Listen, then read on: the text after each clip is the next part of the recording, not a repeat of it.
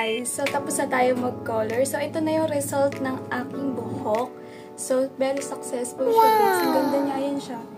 Ganito yung tsura niya kapag nasisinagan siya ng araw.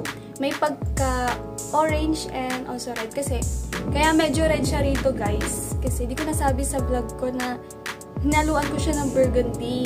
Tira lang yun ng mama ko. So, nilagay ko siya rito sa baba. Dito lang naman sa baba. Tapos dito yung light copper blonde. So, dito yung red. Kaya nagmukha siyang, ayan. Ang ganda niya lalo tingnan. So, wala tong bleach guys ha. Hindi rin ako nag-color ng dust.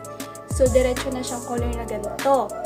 So, very successful siya guys. Ang ganda niya tingnan. Sorry sa background kasi nasa likod ako ng bahay. Pero ito siya. Super pretty.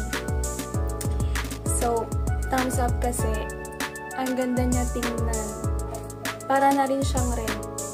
So, ginupitan ko rin tong buhok ko. Kaya medyo ganito siya. Nilayer-layer ko lang. Kaya lalo siya bumagay. So, kung nagustuhan nyo tong video guys, don't forget to subscribe and also like nyo rin tong video na to. Pwede rin kayo mag-comment kung meron kayong questions or may gusto kayong ipakulay sa susunod. Ikukulay natin yan. Basta bagay siya guys. Ayan. So, achieve yung color natin for only 50 pesos lang naman yung ating pangkulay ng buhok. So, overall 200 na yan kasi dalawang color yung binili ko. So, see you sa ating next vlog. Bye guys!